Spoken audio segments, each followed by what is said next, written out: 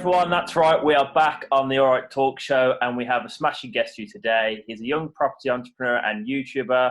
Everyone, welcome Mr. Justin Wilkins. Justin, how are you today? Very well, thanks. Thanks for having me on.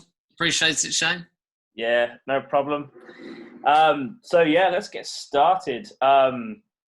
You're in the property community and you want to be a successful property entrepreneur. So tell me the reason why you wanted to get into property and your journey so far.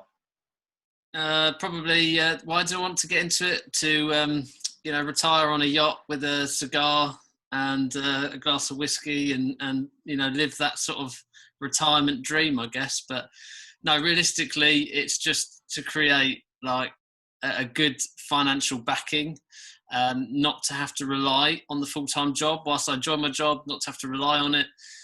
And I love property. Really, it's part of my foundations of my me growing up. My grandfather did it, and he was a property developer. And my parents have always kind of like flipped property as well, and along the way, and made a bit of money from it. So I think it's probably in my blood as well. Yeah, by the sounds of it, it definitely runs through the blood and the veins. That's fantastic. So how just touching on your granddad, he said he was in the property development world. How big was your grandfather's portfolio? Did he have his own big portfolio? Not like so it was a thing back then, but buy-to-let wasn't such a common thing in the 70s, 80s when he was kind of running his business. But he was what you'd probably call a small-time property developer, in the sense that he did like 2 or 3 at once, and there'd be like single houses. It wouldn't be like buy land and build 20 plots. It would be like buy a farmhouse, renovate it, add value to it, sell it on. But yeah, he was kind of the foundations of all of our family being into property, and he did most of it himself as well. So probably people would argue against doing that now, and you need to have build teams, but still he'd try and do a fair amount of it, and then he'd get other people involved as well. Amazing.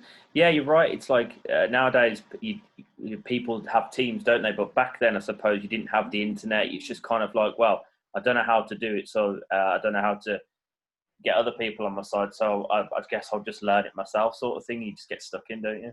Yeah, exactly. Yeah, just take your hands to it and do it. Yeah, wow. No, brilliant stuff. So is buy-to-let is your main strategy, isn't it? That's right. Yeah. Any particular reason why buy-to-let and not or HMOs to start with? It's just because is that the easiest strategy you feel, or?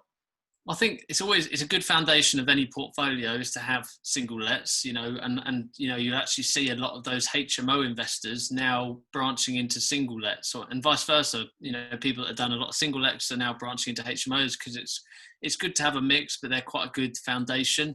Me personally, it requires less management. It requires less initial cash investment, to purchase, because they're often smaller and I think, to be able to sit on a portfolio of 5-10 buy-to-lets over the next few years, as I build it up, I think would be fantastic, and probably is a strategy that requires the least management is the goal anyway. Yeah, and I think that's why a lot of people do choose that strategy to start out with and continue to use that strategy, because it is quite a hands-off strategy once you do it right and you keep going. And I think it's definitely a good strategy to start out with, for sure. So how many buy-to-lets do you have now? And talk us on the back of that. Talk us about your very first one as well.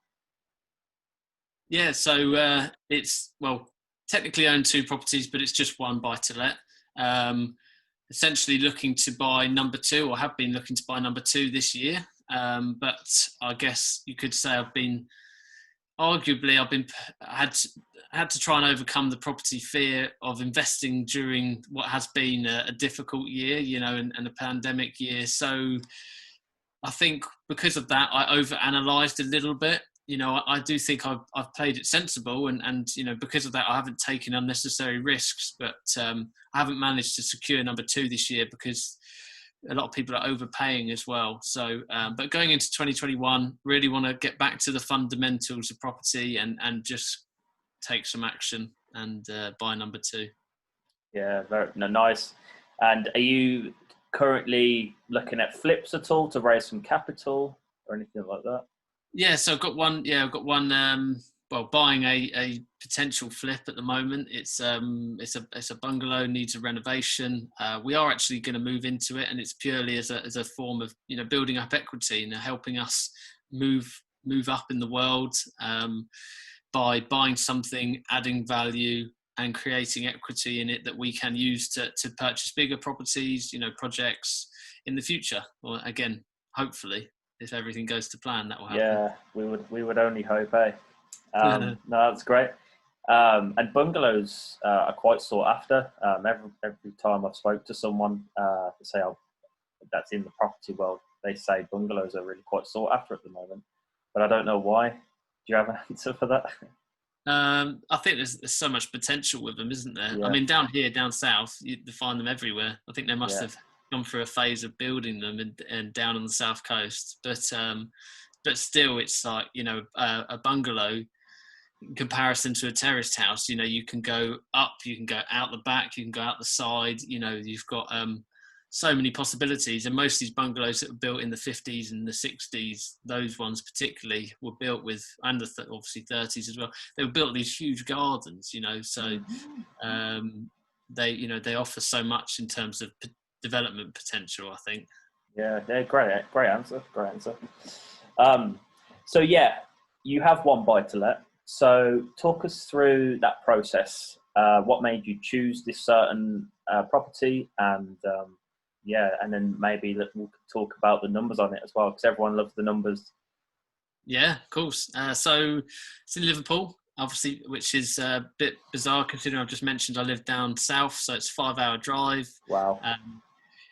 But that was purely because I think Liverpool is a city for the future. It's going to come into its element in future years. That's a controversial statement, and not everyone agrees with that. But Birmingham, Manchester, other great cities, and Leeds now, they've seen their growth phases. I think at some point, whether it's 5, 10, 15 years, Liverpool will see that phase. And they're putting a lot of money into the city as well. So that's where I bought the buy-to-let. I bought a 2-bedroom terrace property, I bought it because the house prices are a good value. As I say, I think it's a good city. It cash flows quite well in terms of a single let. I think after all bills, when I bought it, it was about $260 per month, but now that I've owned it a bit of time and some of my bills have gone down, I earn about $280 per month cash flow, profit after mortgage, insurance, managing agent as well. I know anyone that doesn't have a managing agent probably earns, $300 to $350 per month on theirs. But as I'm far away, I use a managing agent for mine. Yeah, and I think that's quite acceptable, the price for a managing agent, considering you're so far away and it is pretty much hands off. Yeah. I only tend to get contacted when they need sign off on a little bit of maintenance or something. So, and have you had much maintenance in the year that you've had it? To start with, no. Within recent months, yes. I've had a couple of bits come up.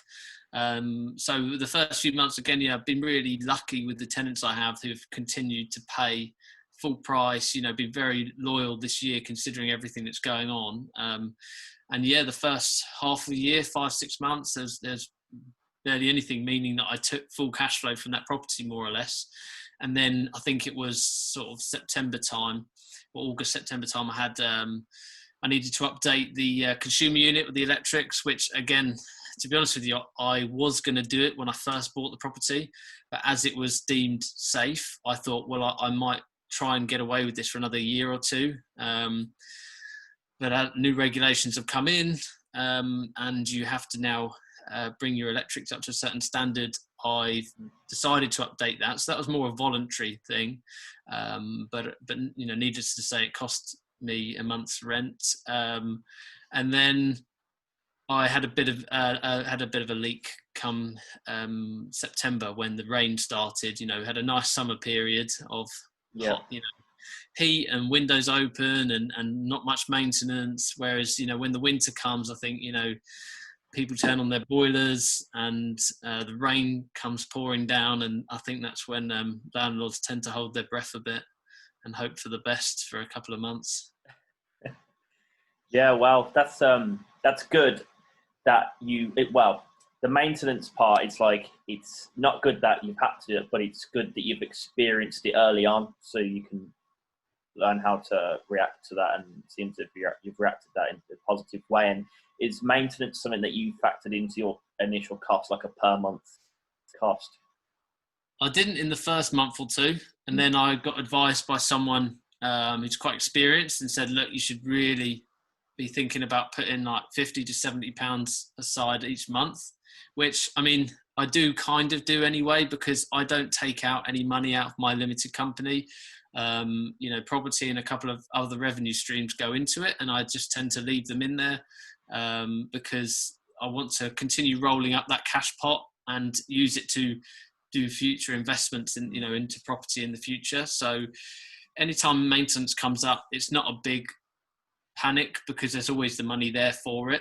But of course, I always want to make sure the house is performing well. Otherwise, it's not worth keeping at the end of the day. Yeah, 100%. And it's smart that you've left all the cash flow from it in the limited company as well, and you're not taking dividends because you're just going to build that pot up and keep putting towards your property. Yeah,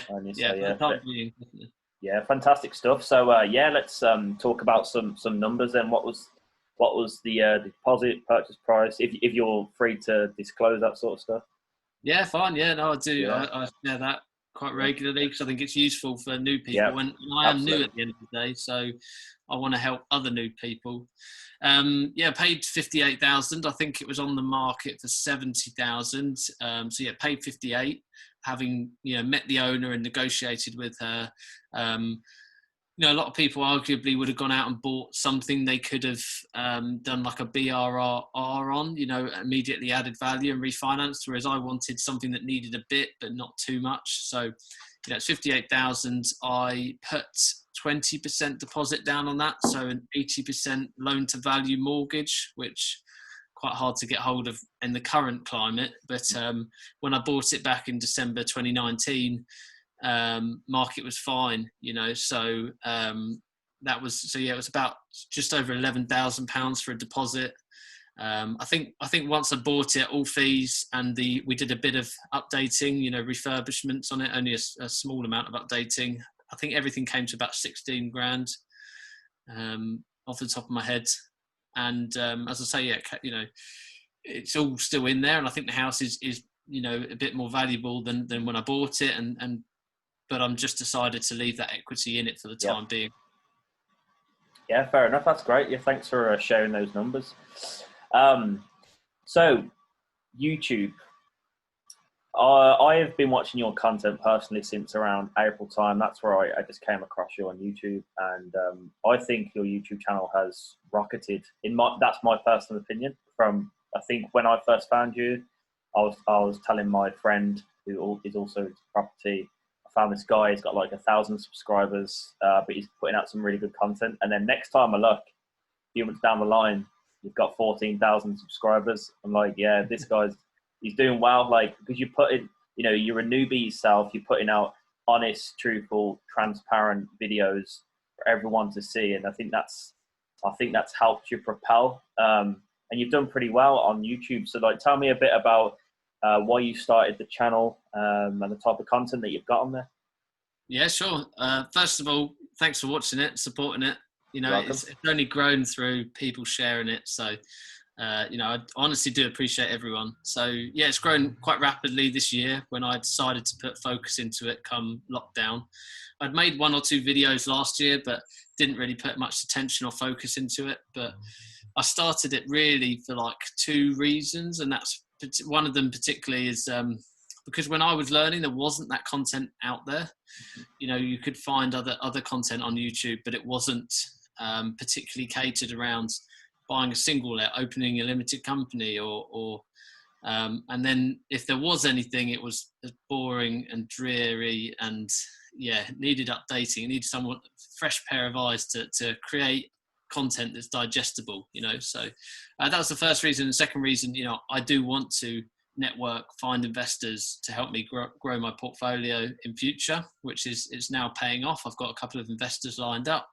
So it's been a game changer for me in that sense. I've managed to network with so many people on there, and it's, also become another revenue stream. It earns a bit of money per month as well. Yeah, and every pound helps, doesn't it?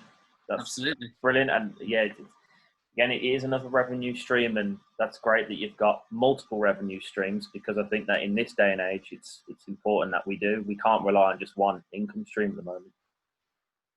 Exactly. So fantastic stuff. You mentioned about working with investors. A lot of people are looking to find investors. So where did you find yours? Is it just through people that you've networked with over the past year or so? Or are these people you personally know? So it's really no. So I don't personally know them. I mean, first of all, I'm no expert because I haven't gone through the full process of working with an investor yet. Mm-hmm. But from talking with people that have done it and they've experienced it, from start to finish, if anyone's listening to this, you can find an investor within your current network. If you just sit down at home and you list out everyone that's in your life, family, friends, colleagues, people you went to school with, there is an investor in that list. You just don't know it yet. You feel like you don't know any investors, but you do. And until you start sharing what you're doing on social media, and until you start sharing that with those people on that list, no one's going to come forward with that money until you've presented the opportunity. So that's the first place to start. And of course, social media is the second one, and that's the one where I've perhaps had more success because, I share everything on Instagram and everything on YouTube. So it gives, I think, people the chance to buy into me as a person, because they're seeing all aspects of my life. And so I think that helps. Instagram's probably the best one for investors, because you show before and after photos of projects. You show what you do on a daily basis. People can message you. That's probably the core one if you're trying to find investors, I'd probably say as well. But that's where I found mine, just from networking over lockdown using social media. And people fortunately have reached out to me, which is great. Yeah, that's brilliant. And I think investors, it's like I've heard it quite a few times this week, that investors buy into the person and not necessarily the deal. If the deal's good, great. But if the person's, let's be honest, a bit of an arsehole, then where would they want to work with you? But obviously you're a great guy. The investor has known you. You're documenting your journey on Instagram, YouTube, and they can see that you're trying to do well for yourself. So I'm guessing that's why they want to work with you, because they've seen you as a person. And that's why they're like, so. I want to work with this guy. Well, let's hope that's the reason. Yeah, and obviously your deals obviously got to be good as well. But it's like those two key points, I feel. Yeah, and there's also the fact that this one particular of the two that I've got two or three that I've sort of been speaking to, but the one in particular I potentially will work with first wants to learn that process. He wants to build his own portfolio. So for him to be able to, come along the journey with me, and me share everything that I'm doing, again, just as a new person, but doing it and sharing it is so valuable for him as well. So there's value add as well, I think. So. Yeah, brilliant. Yeah, fantastic stuff. So I really hope that that relationship works, and I'm sure it will. Thank you. Cool. So your next go-to strategy. So let's scenario in the next 10 years, you've rinsed buy-to-lets and you continue to do so. Would you go into another strategy in the long run? I know you've answered this question a couple of times on Instagram. People ask you all the time, but if it was another strategy, what would you like to be your next one? Well, it's a good. I like that question. It's a good one. I mean, as I say, buy-to-let will be the foundation. Once I've kind of rinsed and repeat that enough to create income, I mean, I'd love to do small developments, small property flips and developments. As I say, I'm just getting into flips a little bit, but to actually, get hold of a site and build a couple of new builds would be, I think I'd really enjoy that process and the design process. to be able to buy and, a building, convert it into flats, maybe. I do like the idea of maintaining, single lets, but if you can own multiple single lets under one roof, I think as well, that's very appealing. And, it's kind of like a HMO strategy, but it's not, in the sense that it's everyone's separate. You've got hopefully less issues and less management because they each have their own accommodation. They have their own flat. Yeah, it's all under one roof. It's quite common in America, but in the UK, we seem to do things quite differently from them. Is it like a build to rent strategy you're referring to?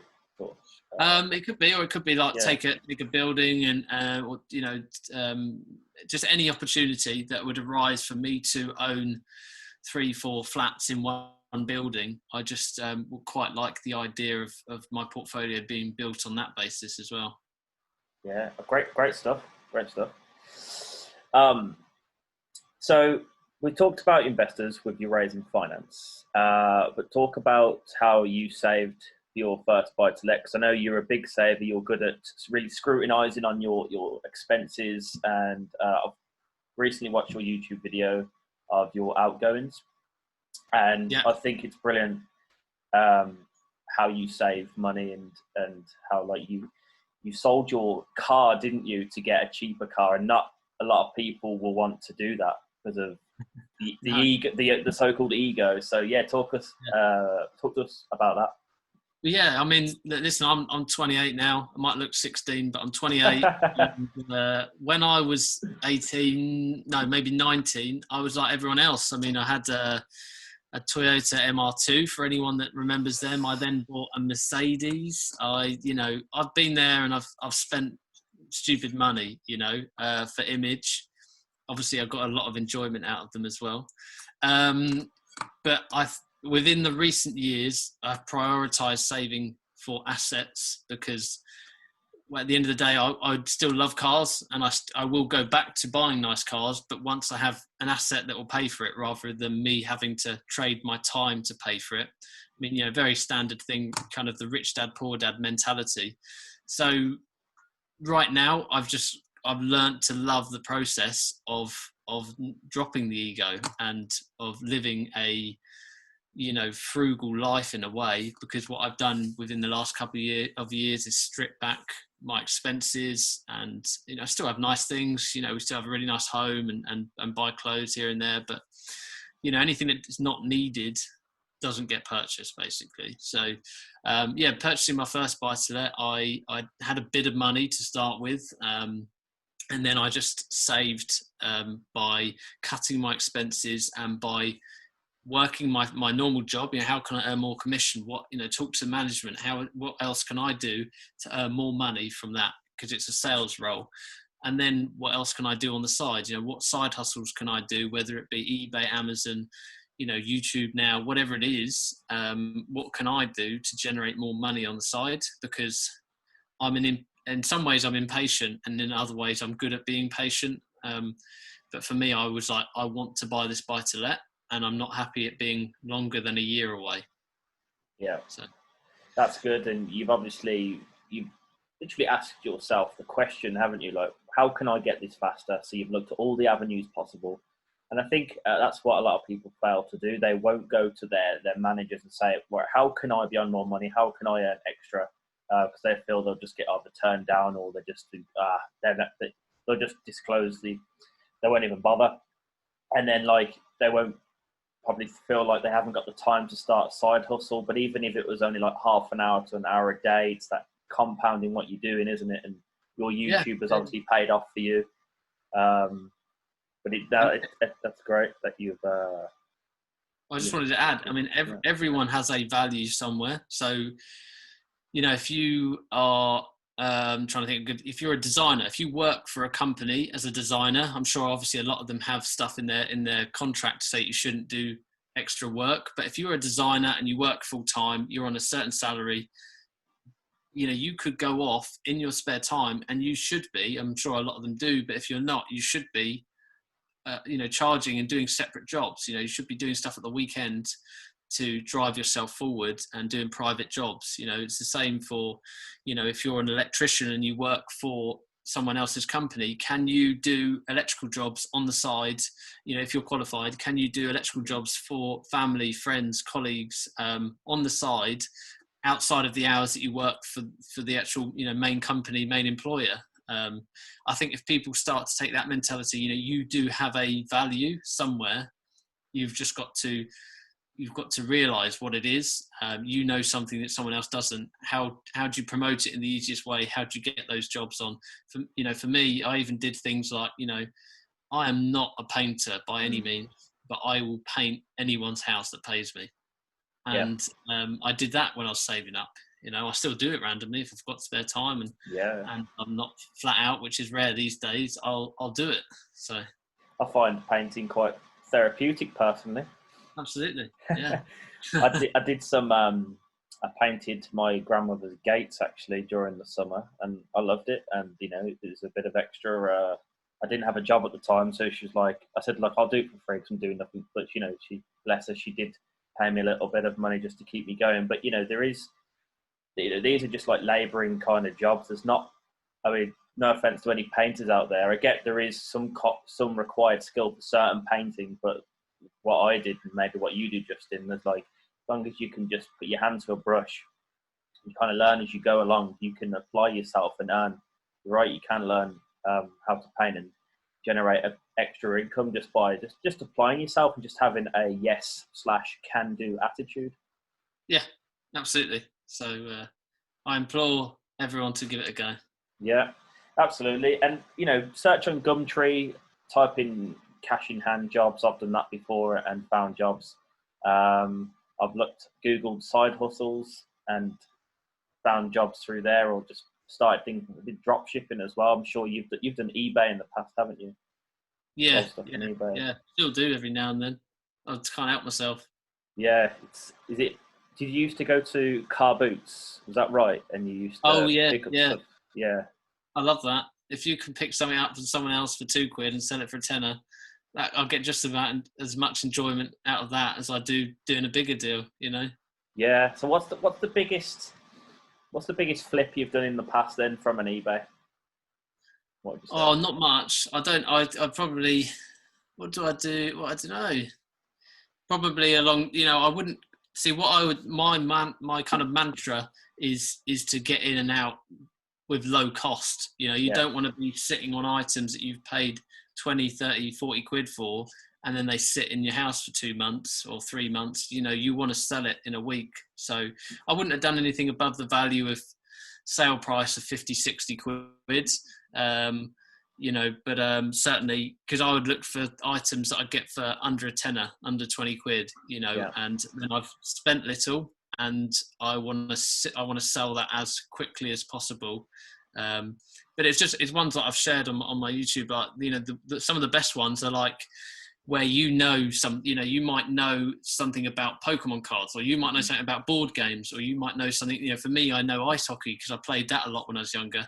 And it's the example I gave is I went along to a stand and there's an ice hockey helmet and it's up for £3, I think. Well, I was looking at it, I was thinking, this guy's probably going to want 10 quid for this, but it's fine. I can sell that for 30 quid. How much do you want for the helmet? Oh, I want 3 quid. I thought, 3 quid? That's bloody cheap. Anyway, I thought, well, I'll still try it on. I'll give you 2 quid. And then he said, okay, yeah, I'll take 2 quid. So I bought this helmet, brand new helmet, 2 quid. Sold it on eBay a day later, 35 quid. So again, it's an insane profit margin. Brilliant. And it's enjoyable as well. And if you can make 2 or 3 or 4 purchases like that a weekend, and you don't mind putting in a bit of extra work, you know, yes, it is hassle going to the post office, sending it off, and if you don't mind it and you learn to love it, then it comes enjoyable. That's it, yeah, and it all adds to the part of buying, you know, if you're listening to this, buying your first buy-to-let or whatever property you're there. Brilliant stuff. So I just want to go back to what you said earlier. So you have your property in a limited company, that's correct? Yes. So just for anyone that doesn't know, I mean, I've got a limited company and it's really easy to set up, isn't it? You can just go online, it's about £12 to set up, isn't it? Yeah, yeah. So when you set that up, how easy was that to buy a property in the limited company, what would you say the pros and cons? Because I know I get asked this question a lot. I'm sure you do. Is it good to buy your first property in a limited company or under your own name? I know it depends on your circumstances, but if you just want to run through your circumstances. Yeah.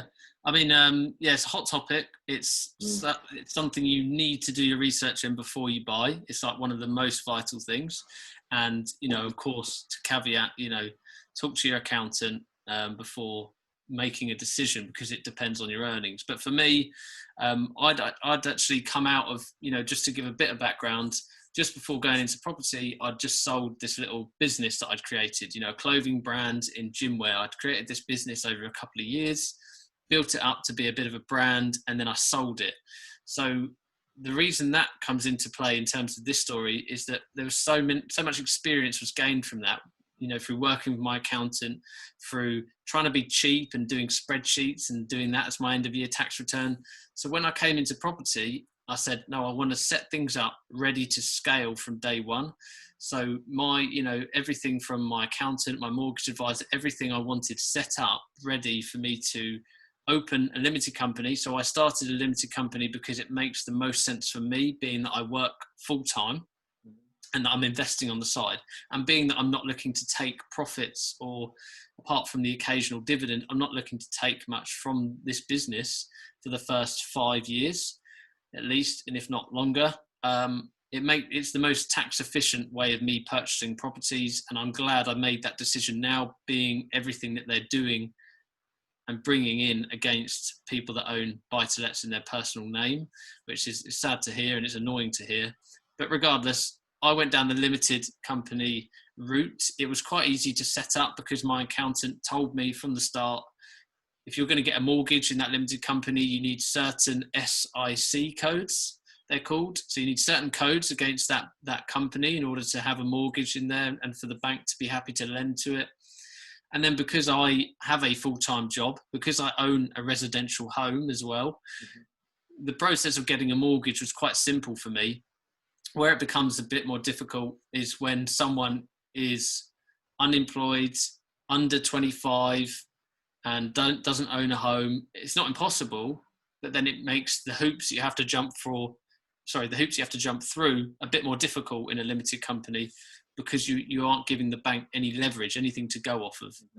Absolutely. So it's kind of lucky that you obviously are past 25 and you are working full time, you have your own property.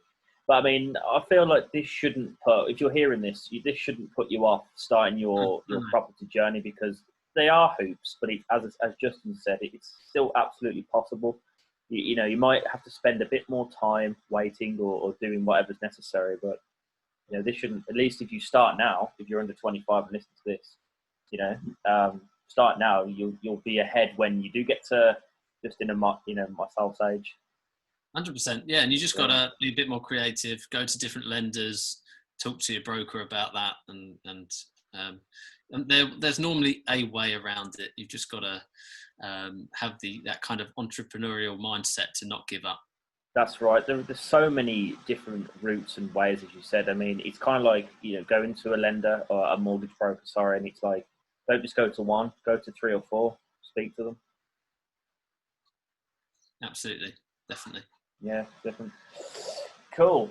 So, have you got any advice? So, let's say top 3 to 5 tips thrown out there. Advice for anyone who doesn't have a property yet, that are complete newbies.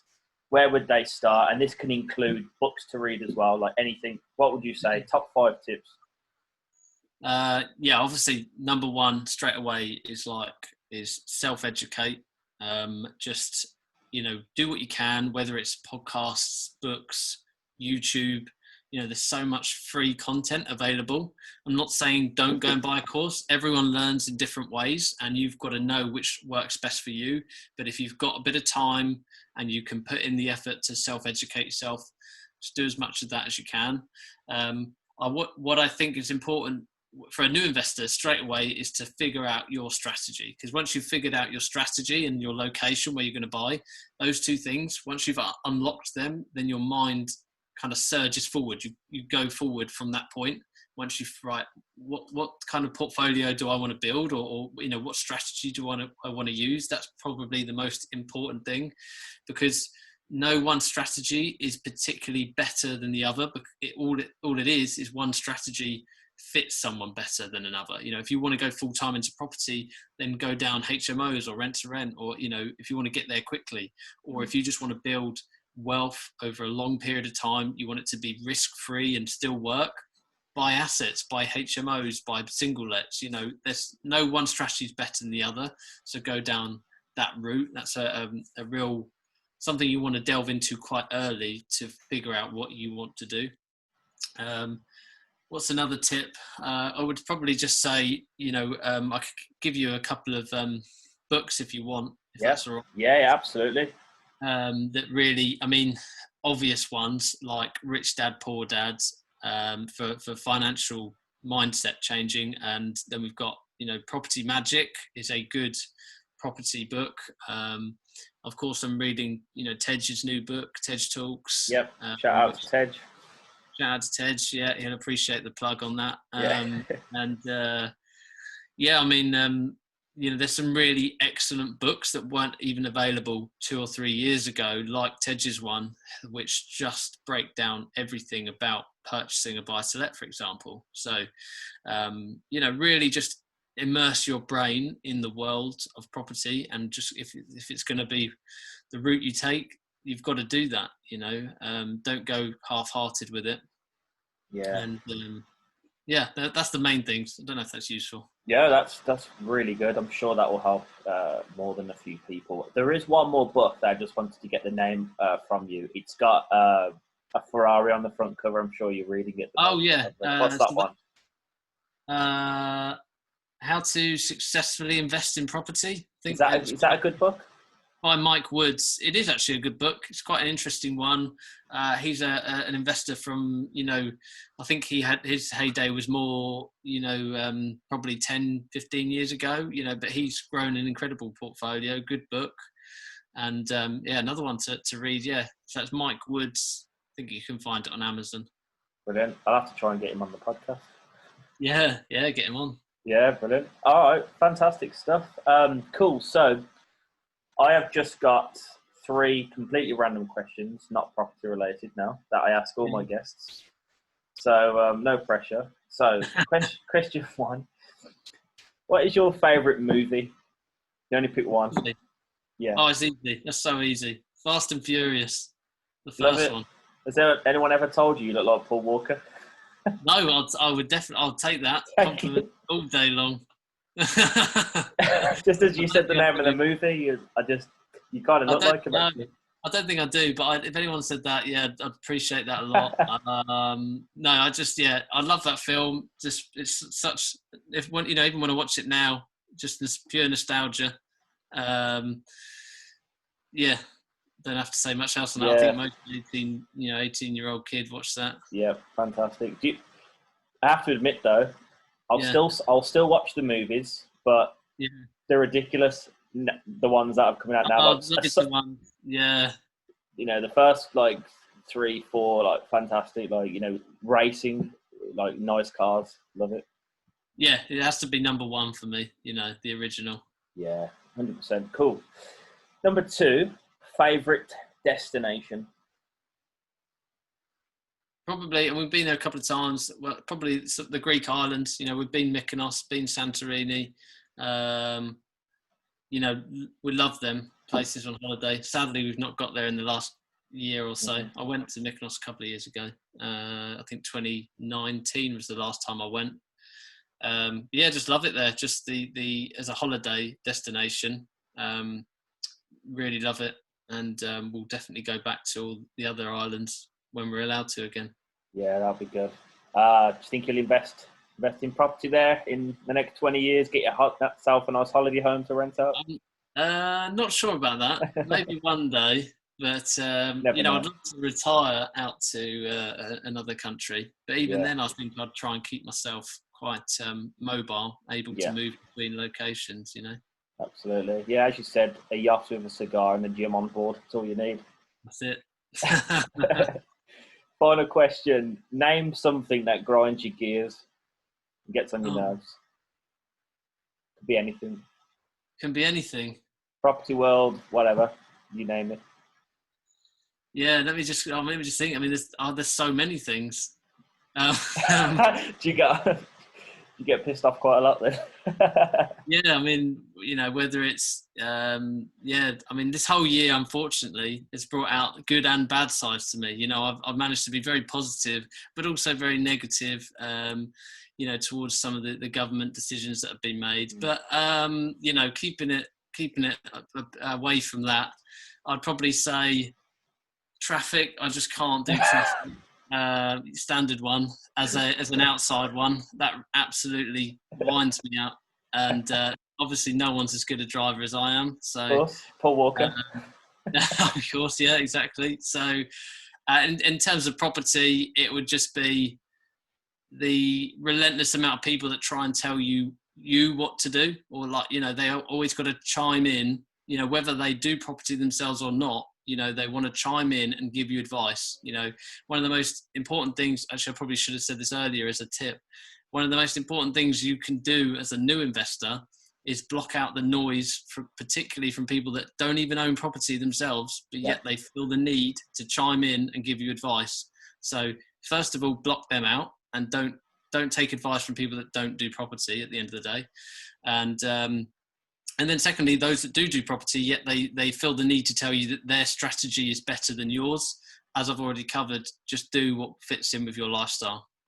Yeah, fantastic point, those last two. I couldn't agree more with those two, yeah. I've already had a few run-ins with people, and I've just it's just wasted energy listening to them, so it's in one ear, out the other, yeah. Brilliant stuff. All right, fantastic. So just to wrap it up then, how can people get in touch with you? Give us all your socials. Yeah, well, first of all, you've got to head to YouTube for a laugh. If you want to see what I get up to on a daily basis. Well, I put up a couple of videos most of the time each week, and some are vlogs, some are sit down educational videos. So try and cover it all, mainly around buy-to-lets, single lets. And then so that's YouTube. Just search Justin Wilkins, and then I've got Instagram as well, which is just at Justin N Wilkins. Again, that's sort of more my day-to-day. And then I've got a website, justinwilkins.co.uk. If you really feel like you haven't had enough of me, head over there and you've got even more. Don't forget to promote your long game T-shirts. Oh, yeah, don't forget, long game. So, again, in response to people trying to tell other people they can get financially free incredibly quick, no names being mentioned, I thought I would start a brand or a type of T-shirt around that. So that's the long game. Invest for the long game essentially is my motto. There'll be more clothing coming soon, but you can find it on my website. Brilliant. Fantastic way to end the show. Justin, you've been an incredible guest and I've loved every minute of talking to you, and thanks for sharing everything so far. Really appreciate it. Pleasure. Thanks for having me on, Shane. Appreciate it. All right, that's been Justin Wilkins, and I will speak to you soon. Ciao. Yeah.